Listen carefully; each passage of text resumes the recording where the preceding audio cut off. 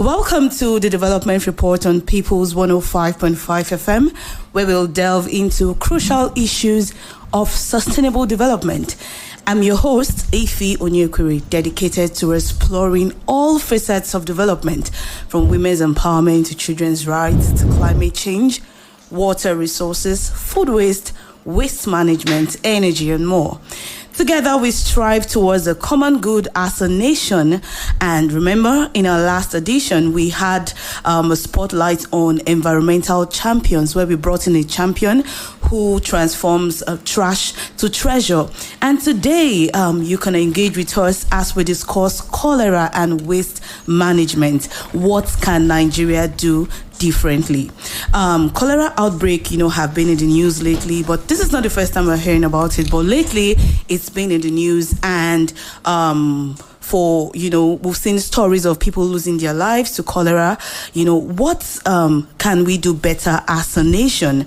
Speculations have it that poor waste management practices have worsened the cholera problem, and in extension, inadequate disposal of waste and untreated sewage, provide the ground for the bacteria to thrive. And we'll delve into expert insight as we have an amazing guest in the studio, Dr. Chimere May Ohajinwa, and she is an environmental toxicologist and public health expert. Good afternoon, Ma. Good afternoon. Okay, actually, we've not gotten to the part for, interview. I'm sure everyone listening has something to say, and, because at the mention of this cholera issue, people have lots of questions to ask. But before we get to that point, what is the amazing thing about environmental issues for you? Because here, you're an environmental toxicologist. So what is the thing about it that, keeps you going?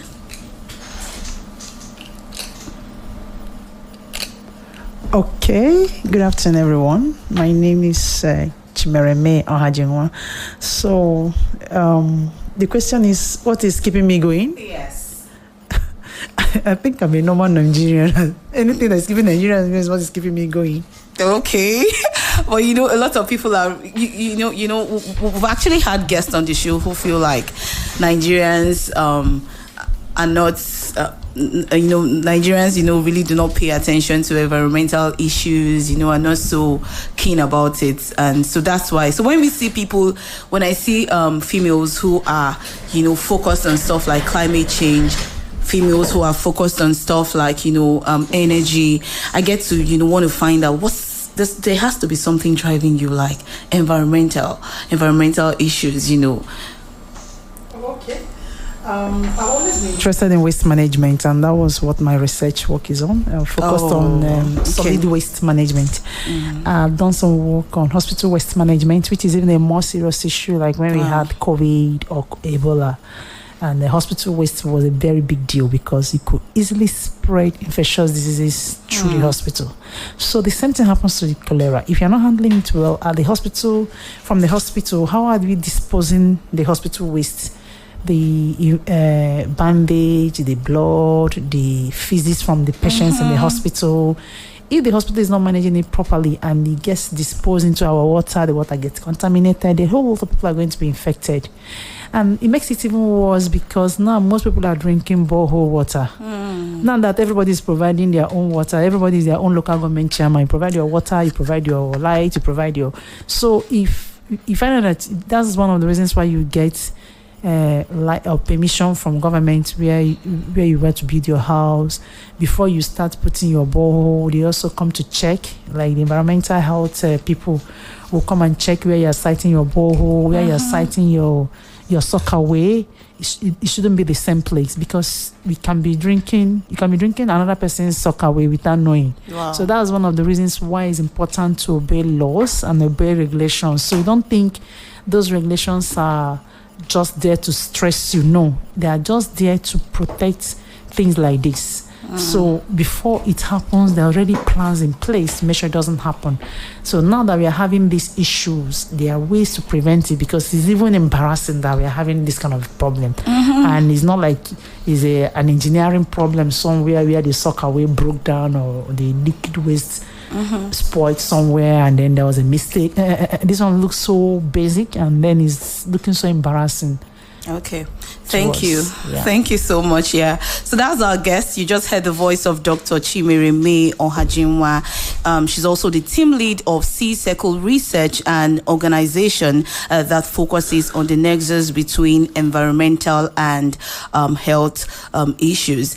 And if you're listening, you can join the conversation on social media at People's 105.5 FM. You can also join via telephone. You can call in on 0911 222-1055, and on WhatsApp we are 0911-112-1055, and on Twitter you can follow me on the conversation of today at TDevReport. Straight up, we'll be taking development news stories shortly, and then when we come back we would also have more interesting things to talk about. We inform, we educate, we entertain. We are the People's 105.5 FM, Abuja. Now, on the headline, NCDC confirms 30 cholera deaths in Nigeria amid rising cases. Nigeria signs hydrogen development agreement. FCTA boosts youth entrepreneurship in secondary schools. The Nigerian Center for Disease Control and Prevention, NCDC, has reported 30 deaths and 1,141 suspected cholera cases, with 65 confirmed across 30 states from the 1st of January to 11th of June 2024. Nigeria's most populated city, Lagos State, has reported at least 5 deaths since the outbreak. The NCDC urges the public to practice good hygiene and ensure safe water and food consumption as the rainy season intensifies. The federal government, through the Ministry of Petroleum Resources, has signed an agreement with the Foundation for Sustainable Social Responsibility in Emerging Africa to develop hydrogen as a future fuel. According to the chairman of the Foundation for Sustainable Social Responsibility in Emerging Africa, Aliyu Hada Majinyawa, the initiative aims to boost Nigeria's energy sector and position the country within the global hydrogen economy. He emphasized that hydrogen presents significant investment opportunities and that this partnership will place Nigeria at the forefront of sustainable energy.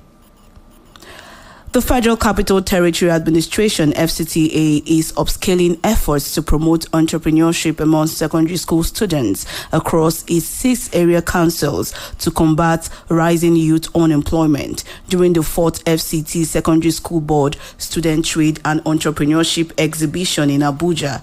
The director of the FCT Secondary School Board, Dr. Mohammed Ladan, emphasized the commitment of the FCT Minister Nyesom Wike to equip students with essential entrepreneurship skills.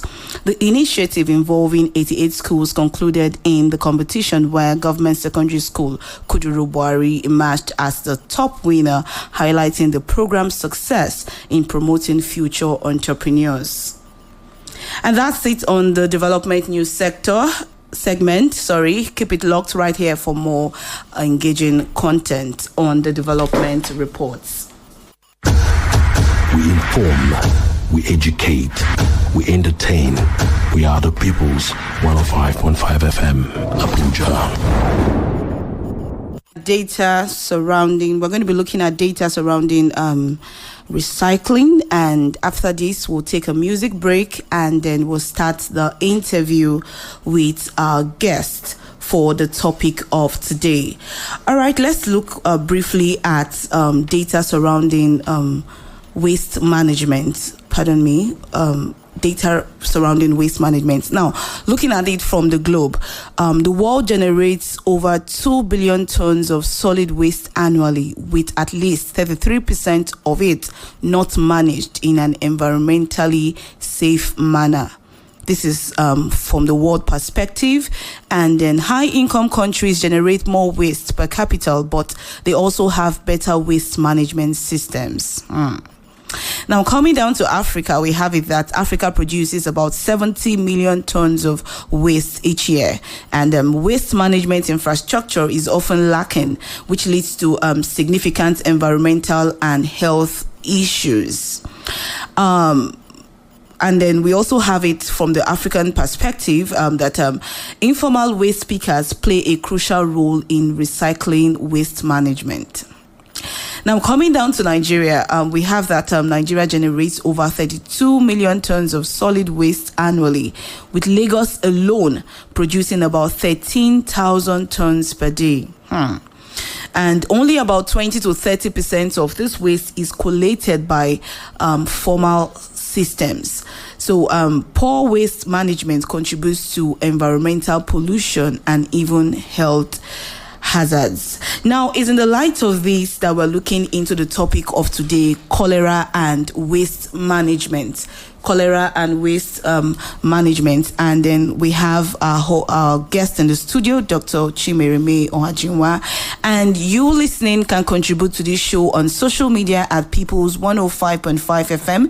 You can also join the conversation on telephone at 0911 222 1055, and on WhatsApp you can join the conversation on 0911 112 1055.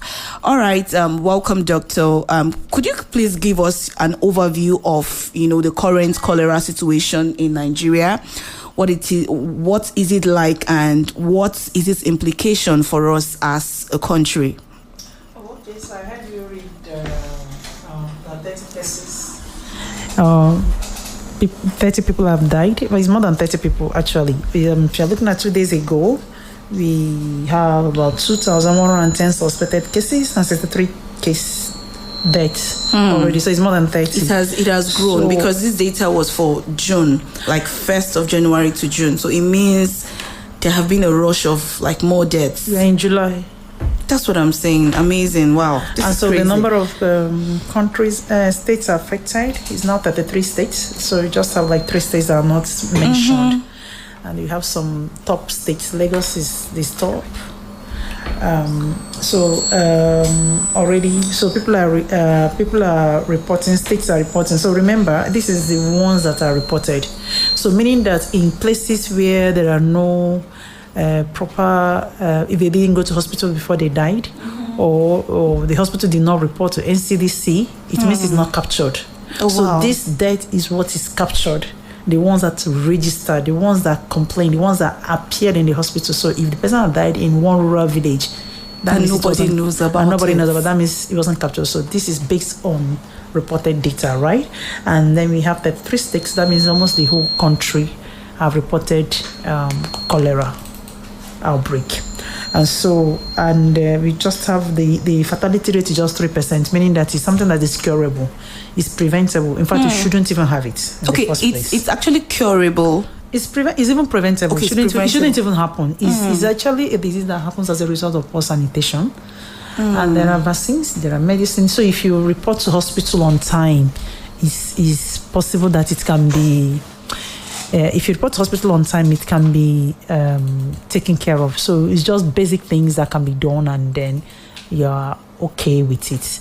So yes, it's curable. It's not a decent thing. It's only when people report late that you have this kind of cases, people dying. No, just like having. So cholera is just like having severe diarrhea. That's what it is like. You're losing water, you're getting tired, you're feeling so thirsty. But just that in cholera, the water, the stool is like white. It's like rice water. That's how it looks. But it's like having severe diarrhea. So in a very short time, the person is losing a lot of water. At the same time, your electrolyte is dropping. So these are things that make the body. If you're in the hospital, they can take care of it. It's very easy to treat. Okay, so what are the primary factors that is contributing to cholera outbreaks in Nigeria? Why is it on the rise right now? What is it for us as a nation? What are we doing wrong that is making this on the rise? No, it's an epidemic. It's not on the rise. This happened, meaning it's an epidemic that suddenly started happening. It's something that we already have the solution long ago. The first time cholera appeared in Nigeria was in the 70s. So we already have solution for it. But remember, it's an infectious disease. Mm-hmm. It's on the rise because it's something that can easily be transferred from one person to another person through water or through your food. So this is not the time to eat or drink water you're not sure of the source, or eat food you're not sure of the source. Eating uncooked food. If you're buying vegetables, making sure you're probably using salt to wash it very well. If you need to peel out the back because you don't know the water the person used to wash it. This it's been suspected that the first person that got this thing and started spreading it got it from somebody selling a tiger nut drink. That's kunaya. So you don't know the water the person used in mixing the kunaya and started selling it. Remember, it's not a cooked thing. It's cold. Mm-hmm. So it's easy to spread. So it's spreading because it's an infectious disease. So if you don't know, because there are also people that carry the asymptomatic. There are people that carry this, they don't manifest, they don't fall sick, just like typhoid. There are people that they carry this bacteria, this cholera bacteria, but they don't fall sick, but they can transfer it to another person. So if they reaching heaven, go to toilet without washing their hand properly, and they not prepare food that other people are eating, or able to pack water or whatever, and then you eat that particular food, you can break them because the person probably has immunity to stand it. You don't have immunity to stand it, then it starts spreading.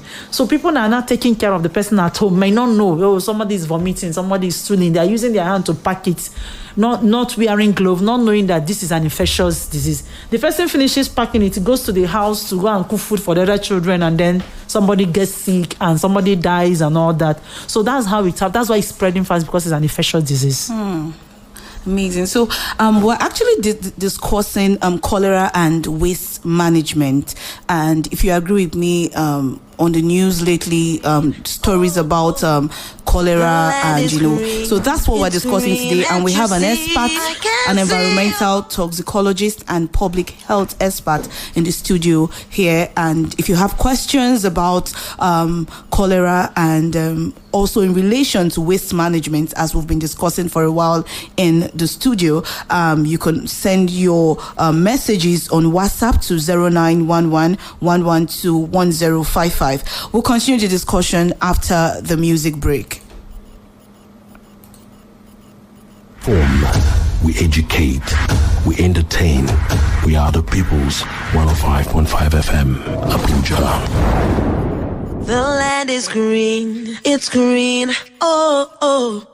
The land is green, it's green, can't you see? I can see all the harvest is ready, 'cause he told me so.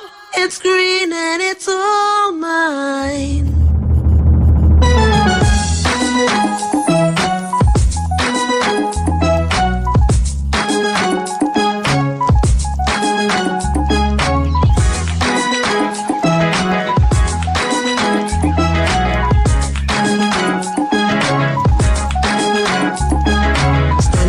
As the clouds go gray, the thunder roars and the earth sings. The season's just beginning.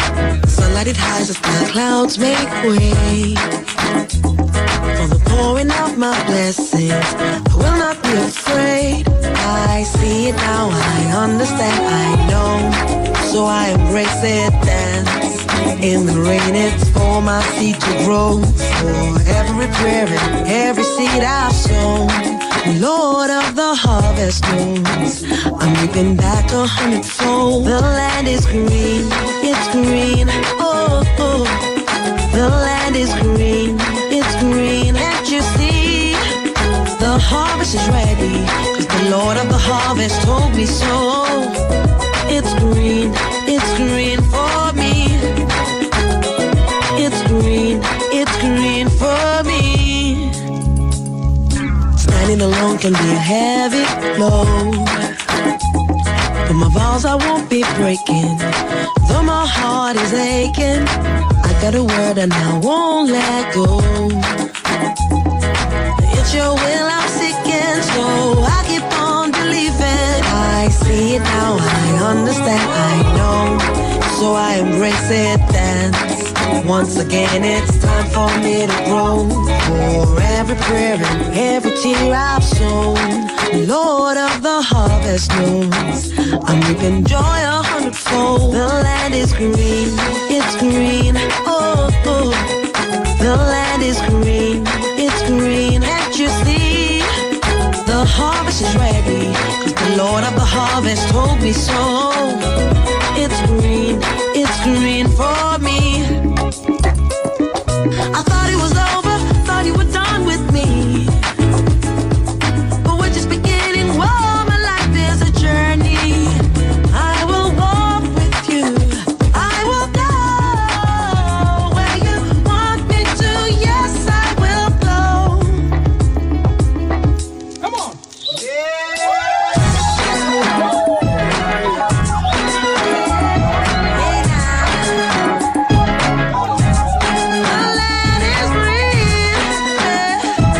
He told me that the land is green.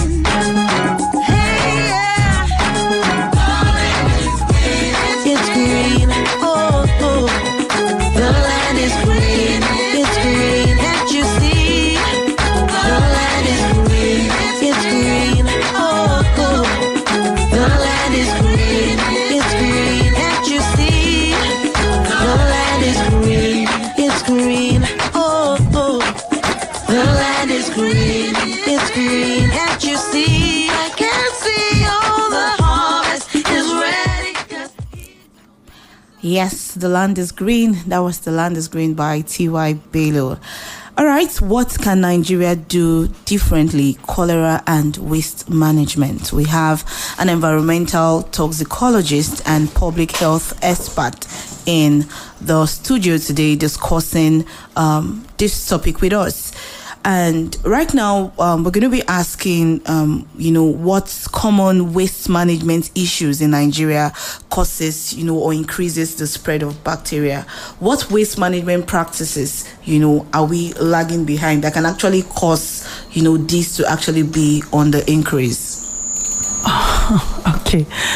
Generally, Nigeria doesn't manage waste properly. So waste management is a big issue. We see people doing open dumping. So a lot of people don't even have dustbin in their houses. And when they have dustbin, they wait.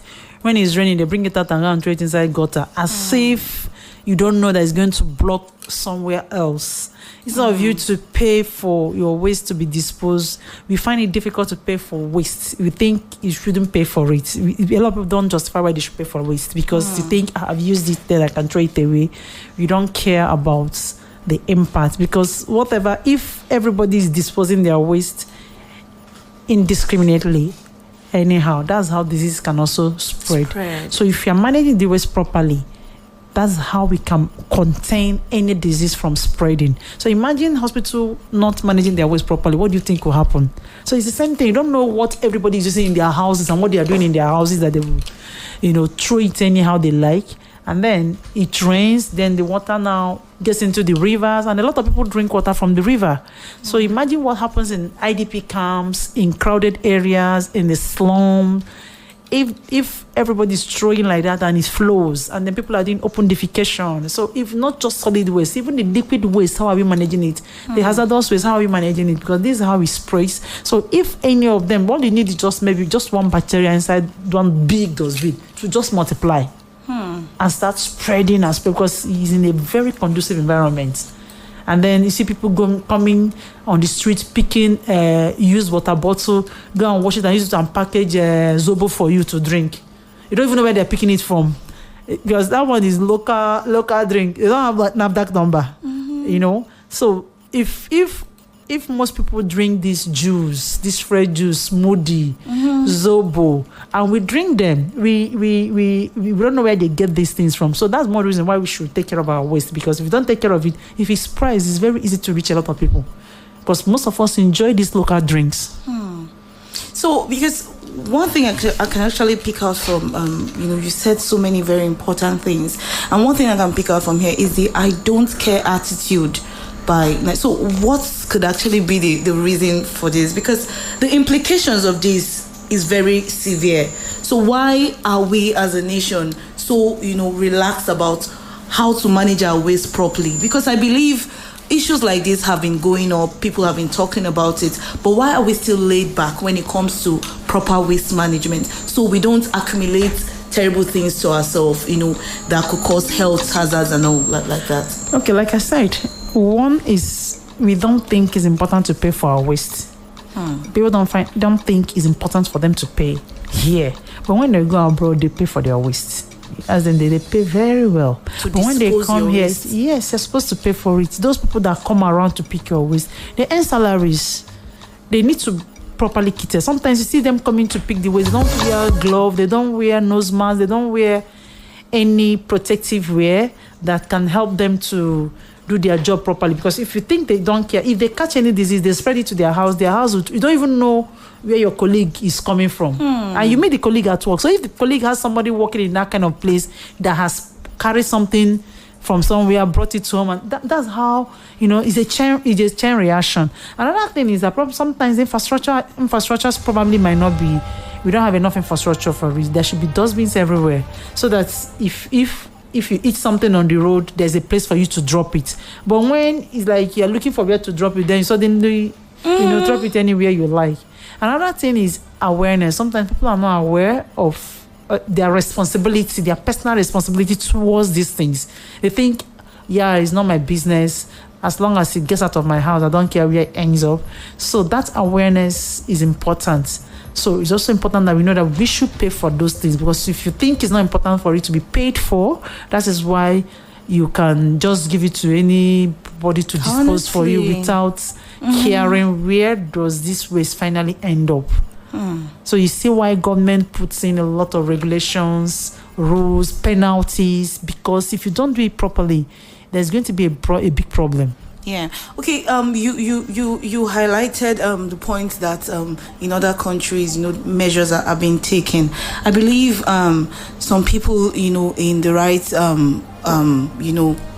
offices and all could also be listening to this. Could you actually share some successful waste management strategies that you feel could work in Nigeria to enable people, pay attention to the issue of waste management, especially you highlighting that of hospital waste, for instance? It can be very hazardous if it's not properly taken care of. So what strategies it's being done in other places you feel like if it comes down here it would actually do us good, and especially for rural communities, because now we've established the fact that some people are laid back. It doesn't concern me. Let me just, do what I have to do, and then I could bury, anything, even if these products that are being buried or thrown anyhow are not biodegradable items. So what strategies do you think can work for us as a nation? Oh, okay. So when it comes to waste management strategies, number one is disposal at source, right? So you're supposed to segregate your waste. You're not supposed to put all the waste in one dustbin. So in many places, you have people having minimum of 3 dustbins in their houses, right? One for plastics, nylon, anything plastic, nylon is in one, right? That means you can pack it like that and sell it to Bambola and get some money. We have one for biodegradable, another dustbin for biodegradables. So your kitchen waste, banana, orange, anything that is organic that can decompose, you put it in that one. Maybe you have another one for paper and glass and other things, something like that. So you find out that it's already separated. Because where the problem is that you put everything in one dustbin, then Babambola comes and scatters it. But Babambola is looking for only plastic. So if you already have your plastic separated, it doesn't need to scatter the whole dustbin looking for something, because it's in the process of scattering that the whole thing now becomes a mess. Even the Babambola himself, the scavengers themselves can even get infected and then take it to their houses, infect their children, then the children go to school, infect other children, and then that's how the whole web starts increasing and increasing and increasing. So one way is making sure we segregate our waste at home. Another one is that as much as possible, things that you don't need to buy, like a lot of people if you are being conscious of the environmental impact of your waste, you reduce how much of single-use disposable plastics or paper, whatever you use, that is just single use, you reduce it. So water bottle, for example, if you already have good, beautiful water bottles that people carry to gym and all that, then you can fill water from your house. You don't need to buy water bottle then looking for where to throw it away. You don't have to go to buy why you want to buy. In fact, the aboki selling onions to you think he's doing you a favor by using 5 nylon to pack one onion, because he thinks he's doing you a favor. Yeah. And you don't need it. You can actually go to market from your house with a bag. With a bag. You don't need to depend on that one to tie one granite in 5 nylons. Then you get home, then you have nylon everywhere. You're generating so much waste that you don't even need. So you have like major 5 R's of waste management. Okay. Refuse to generate that waste. But in cases where you can't refuse, reduce it. You only when it's necessary. Then things that you have used, if it's possible to reuse, then reuse them. That was I mentioned something like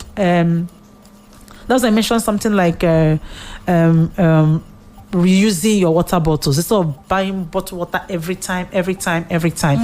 It's like, so because we've lost the water board working for us, then everybody's depending on this other one, and then we are generating so much waste. Now we don't even know how to manage them. And we are just talking about health of humans. We're not even talking about the impact on water on animals that we end up eating, and then we are having diseases we are not supposed to have before because the animals we ate have been affected by our own attitude as well. So the next R is repair. So the things that can be repaired, that can be fixed, fix them. You don't have to get a new one. So they can reduce the quantity of waste you're generating. And instances where you can repair, then we can recycle. Wow. So these are just the basic things we can do. So if you're having that consciousness, you think it's luxury to always buy a new one, but is it really luxury? Is it really necessary? Who are you really trying to impress? So instances where you don't need to, if you're going to the market, to go with your, if you're going to the market, go with your bag. You don't have to, keep generating waste everywhere that you go to. So amazing. These are the things that I mentioned. Yeah, like I just captured the R's. The 5 R's. You said refuse, reduce, reuse, repair, and recycle. Wow. I think that is a whole lot to learn from. Yeah. So let's not take it as an attitude, seeing plastic waste as luxury, right? We can, refuse when you're actually coming with your own waste, with your own plastic to actually buy something. And you can go to a restaurant and with your own flask, beautiful flasks. You don't need to use this telephone. Lagos State has already banned that, right? But still a lot of places, they use this. And these things are not healthy. If you see that telephone, if you put something hot food, it will melt. That will tell you how much chemical you are eating. So if you don't put hot food and you put warm food, it still makes it small into your food. But you think it's luxury. Everybody that we're enjoying. Yeah, you just pick it up. I will microwave it. Really? Wow. So now, because this is from what we just talked about now, this is hazardous to the health. Like, there are actually policies, like you just mentioned, Lagos State government, has said they've banned some, yeah. But why are we still seeing people use it? What exactly? How do we communicate this to the rural areas?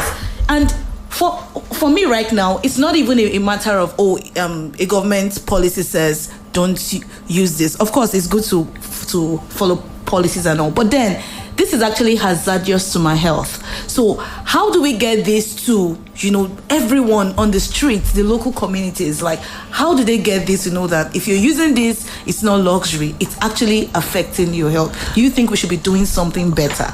Okay, one way you're doing now is creating the awareness. So you create awareness because sometimes people don't know. And the truth is that most of these waste are generated in the cities, not in the rural areas. Because in the rural areas, probably the compost waste is fed to the animals. Then you use the remaining one to do manure for your farm. For farming. So if you find that in the villages, in the rural area, they're not generating so much waste like that. Most of the thing is maybe nylons they're generating most of the time. So also if they are also educated, they will reduce the quantity of nylon they are generating too. But where you see it more is in the cities, where you think of. So they find that like the more money you earn, the more waste you generate. it collaborates, something like that. Because now when we started using single use, this single use started more when we had HIV and people were when HIV emerged and people were scared of infectious diseases, right? So we started having single use items. And then from there, it started looking like luxury. So everybody has single use. So you feel like, just drop by Chicken Republic to buy food and then you throw it away. But you can also go with a beautiful flask and then reuse the flask, which is also beautiful. But, sometimes we think it's luxury. That's why people are doing that. So one way is to create a lot of awareness and let people know. So also is enforcement of whatever policies that we have, enforcing it. So you don't think that environmental health officer coming to your place to enforce it is just, no, they are just doing their job. And if nobody is enforcing it, it will be worse. So sometimes it's good we look at these things and see how much effort government is also putting in to make sure that everybody is okay. Wow. Thank you so much. This is real education. If you ask me, when we come back, you're going to be telling Nigerians, everyone listening, on precautions now that the cholera, is out there. What should people be doing? And for those who are closer to, hospital environments, for those who are closer to areas where, waste is everywhere, what should we be doing?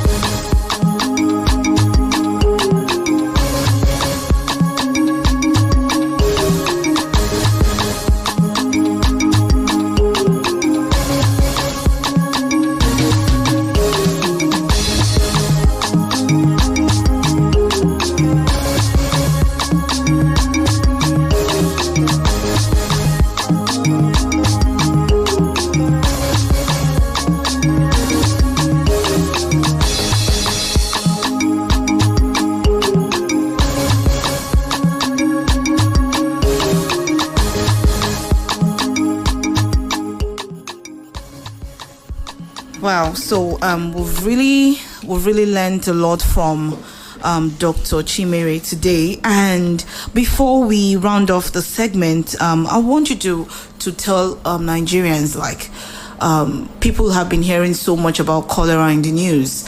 What should we be doing as a people? And people who are close to prone areas, or people who are close to, you mentioned, actually, everywhere you see people selling tiger nuts, you see people selling Zubo and all like that. What should we be doing? The normal youth is outside, the normal father, the normal mother. People are just there. Oh, I've been hearing of cholera. If I pick up my phone and go to Facebook or I go on Instagram, I see news about this. Some people are scared. Some people feel, okay, I'm just in between. What should we be doing as a people? Okay, so like I said before, NCDC had put out a lot of information. I remember when it started, the NCDC DG was on TV to talk about this cholera. One way is, as much as possible, if you're going to eat uncooked food, vegetables, fruits, wash it very well. Use salt, wash it very well. If you're not sure, please, if it's something that needs to be peel the back and eat the inside. So for example, cucumber, if you like eating the back together and you're not sure, peel it so that you're sure you're not eating nonsense, but you don't know the water they use in washing it. Or put salt and scrub it properly. The same thing like mango, if you're not sure, peel it. This is not the time to eat uncooked food. So if you're eating any uncooked food, it means you have to be careful. So if you need to peel the back. So if you are drinking water, make sure the source of water. So for people that drink, their source of water is buying from Merua, it means be careful. You might have to be boiling your water instead of drinking it like that, because now there's cholera in Nigeria. It may not be in your community, but you don't know the day it's coming to your community. And you may be careful, but if you have other children in the house, you have to be more careful. Make sure your children are going to school with water from home, so they don't have to depend on other children to drink water, and you don't know where they are bringing that water from. Another thing is washing your hand regularly. If you know how much you are washing your hand during COVID, wash your hand like that now. Once you're able to have water, on the average, it's about 5 times a day. So you go out, you feel like you've touched something, go and wash your hand. You climb staircase, touch rail, wash your hand. Because that rail, everybody is touching it from different places. So if you're climbing staircase, you're touching any public place, have an opportunity to wash your hand or use a hand sanitizer. Wow. So this is a major way of trying to do your own small prevention and also educate your household. There is something called cholera epidemic right now. Some people have died, so be careful. So you also tell your children how to wash their hand, use soap to wash their hand, make sure the water is boiled, the food that is undercooked, cook very well. So this is not the time to go outside and eat food that is not hot. So you eat food that is hot. And if you find any of these symptoms, quickly treat yourself. Get to the hospital and get treatment. Wow. Thank you so much, Doctor. We've really learned a lot on this segment, and unfortunately, we have to call it a wrap here. And let's take a moment to appreciate everyone contributing to a greener and safer environment. Thank you to our esteemed guests for listening today, and thank you, my amazing producer, Matthew. Thank you also to Charles Carlo, the executive producer of the show. And you can join us next week, same time, 12:15 p.m., where we talk about everything on sustainable future. Here's the call to think upon. Sustainable development is development that meets the needs of the present without compromising the ability of the future generation. I am Ife Onyekwere. Have a wonderful weekend as we meet to discuss the development report same time next week. Bye. We inform, we educate, we entertain. We are the people's 105.5 FM, Abuja. What up? All your friends and tell them it's going down now. This is People's 105.5 FM.